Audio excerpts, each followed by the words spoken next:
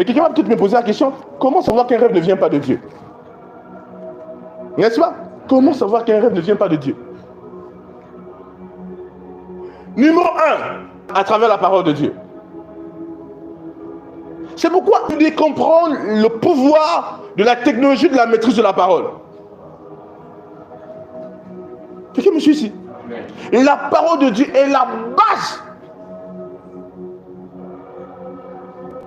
pour pouvoir authentifier un rêve.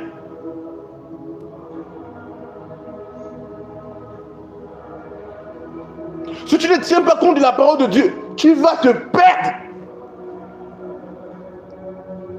dans l'authentification des rêves. Quelqu'un me suit si on est dans les rêves, n'est-ce pas? J'ai vécu une période où le diable m'a tourmenté dans les rêves, où le diable m'a tourmenté dans les pensées. Et l'Esprit de Dieu m'a fait passer expressément dans cette phase pour que j'obtienne la maturité et que je comprenne clairement comment le diable procède. Tu fais un rêve qui n'est pas en accord avec la parole de Dieu, tu sais que ça ne vient pas de Dieu. Tu sais que ce rêve ne vient pas de Dieu. On dit, qu'est-ce que tu dis? Je sais qu'il ne vient pas de Dieu. Ah, j'ai beaucoup de choses à vous dire. Amen.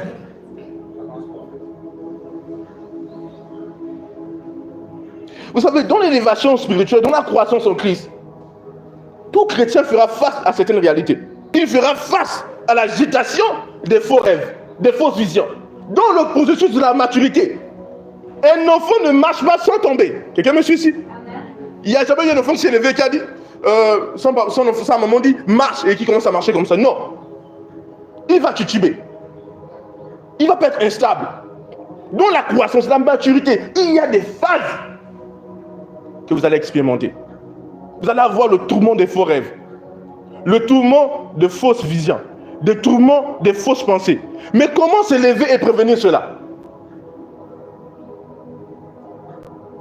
Parce que on ne peut pas aller dans l'interprétation sans le discernement. Vous devez le comprendre, c'est impossible. Vous savez, je vous dis une chose très importante. Nous sommes dans une génération où les chrétiens sont très passionnés d'entendre Dieu, de voir en esprit. Et je lui ai dit durant cette saison, les vidéos qu'on met même sur les thèmes, les gens sont très attirés à propos de ça. Parce que tout le monde veut voir en esprit. Et le diable le sait. Dieu le sait, le diable le sait. Les hommes sont très passionnés. Voir. Ce mouvement n'est pas d'aujourd'hui. Ça a commencé depuis longtemps. Ce n'est pas mauvais de désirer de voir en esprit. Mais c'est mauvais de passer à côté de la réalité de la parole de Dieu, de l'enseignement de la parole de Dieu. Par exemple, moi aujourd'hui je parle de voix, j'ai été enseigné sur le domaine. Je grandis dans un milieu, je vous l'ai déjà dit, où je lis beaucoup de livres. Pas des livres des moindres, des livres des personnes dont leur foi est assise sur la parole de Dieu. Des vrais généraux de Dieu, qui ne sont pas juste dans l'expérimental. C'était ça la base. C'est pourquoi je vous ai fait comprendre que l'histoire de l'Église, je comprends ça très tôt. Parce que mes parents ont eu des livres, des histoires des héros de la foi.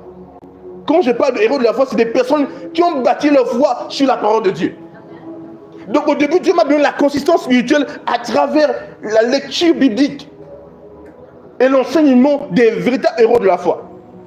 Ici au Sénégal, je suis allé dans une église méthodiste et j'étais choqué. J'ai vu des héros que j'ai lus. C'est la vérité. J'ai vu leurs photos, j'étais waouh. Quand on va parler des histoires, d'avant on va parler des gens comme les John Wesley, des John Bunyan, il y a beaucoup d'héros de la foi. Et même dans le cursus, Dieu m'a bâti d'abord de mes fondements dans la parole de Dieu. La consistance. Et un jour, pendant que j'étais terminé, j'étais dans un... Je pense que j'ai fait 3 jours de jeûne. Et là, je suis en train de méditer. Et là, sur Internet, Dieu me donne une page. Comme un site, il n'existe plus aujourd'hui. Je ne sais pas comment ça se produit. Et dans ce site, je télécharge plusieurs livres. Ah, c'était un ange de Dieu qui m'a dit ça. Plusieurs livres qui ont bâti ma vie en Christ. Mais ces livres-là, c'était pas n'importe quel livre. Parce que déjà, en fonction de mon background, Dieu m'a bâti, m'a donné des bases. Et il m'a déjà donné une direction. En fonction de qui enseigne quoi. Quelqu'un me suit ici? Donc, dans les bases, j'ai cherché beaucoup de livres. Les livres des pères de l'église. Kenneth Hagin, Pasteur Benny Hinn, beaucoup de héros de la foi. Et ces livres, je les ai mangés. Il y a une période où je termine un livre par jour. On me donne un livre, je le termine. Quand je lis, je ne lis pas à des mesures. Quand je lis, je peux prendre un livre et je le bouffe sérieusement. Je le bouffe sérieusement. Et c'est ce qui s'est produit. Je lisais des livres avec consistance. Quand je jeûne, je suis là, je prie, je lis des livres avec consistance. Mais c'était important pour moi de comprendre ça. Parce que c'était une base qu'il fallait. Pour ce message complet des fils de Dieu, dis gloire à Dieu. Gloire à Dieu. Et là, j'ai lu beaucoup de choses sur l'enseignement des visions. Beaucoup de choses sur des voies autorisées. Par exemple, les enseignements que je donne sur les visions, ce ne sont pas des enseignements que j'ai reçus d'abord par invention, non. Ce sont des enseignements de voies autorisées. Des prophètes authentiques, mais qui ont basé leur vie sur la parole de Dieu. Donc je suis assis dans une connaissance des anciens. C'est pourquoi je sais quand j'enseigne un domaine, je sais. Je n'ose pas enseigner ce que je n'ai pas une lumière du Saint-Esprit et ce que je ne maîtrise pas. D'ailleurs, le message que j'enseigne, Dieu m'a d'abord fait comprendre le message dans sa totalité, dans sa profondeur. Maintenant, certaines personnes, dans leur désir de voir des visions, sans peut-être avoir d'abord le désir de grandir spirituellement, dont leurs quêtes se sont perdues. Parce que je dis, dans la reine des visions, il y a beaucoup de voix qui donnent des visions. Est-ce que je parle à tout le monde ici? Absolument. C'était ce que certains se sont égarés, certains se sont perdus, certains ont pris des mauvaises décisions, certaines personnes se sont éloignées, se sont égarées. Ils ont troublé leur base en Christ, leur fondement sur la base des visions. Alléluia. Un jour, je pense que j'étais au lycée. Je le dis, mais avec une certaine tristesse. J'ai vu un jeune chrétien qui était très passionné.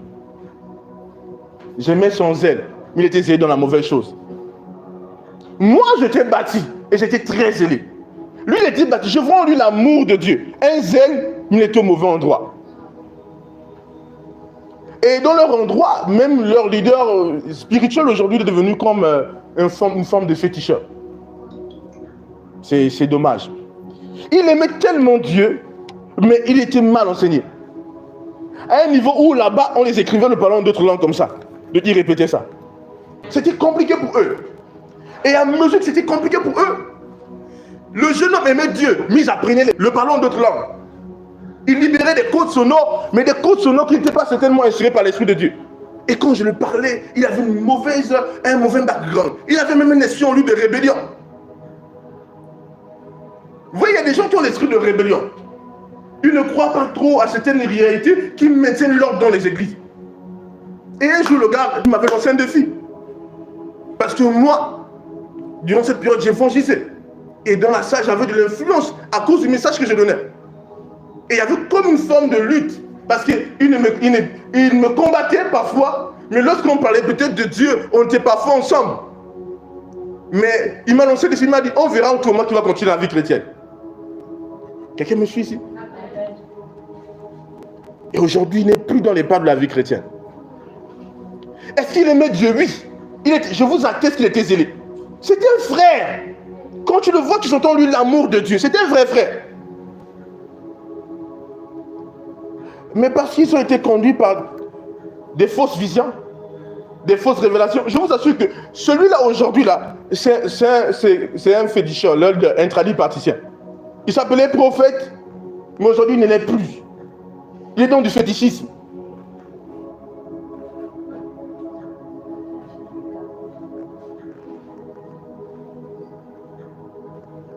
Tous ceux qui se donnent à la voix des visions, sans la parole de Dieu, finissent par s'égarer. Je vous le dis. C'est pourquoi au trône du Saint-Esprit, la parole de Dieu est le pilier de tout. Je vous dis que j'ai vécu des visions où j'ai vu des créatures que je ne veux pas dire. Il y a des visions que Dieu ne me permet pas de dire. Pour ne pas choquer. Jusqu'à ce qu'on parte au ciel. Ou même avec des grands en esprit, je peux dire ça à certaines personnes. Mais à d'autres, je ne peux pas. Tout ce que je fais, le fondement, c'est la parole de Dieu. Il n'y a pas un seul enseignement que je peux donner sans la parole. Le premier authentificateur des visions, c'est la parole de Dieu. Amen.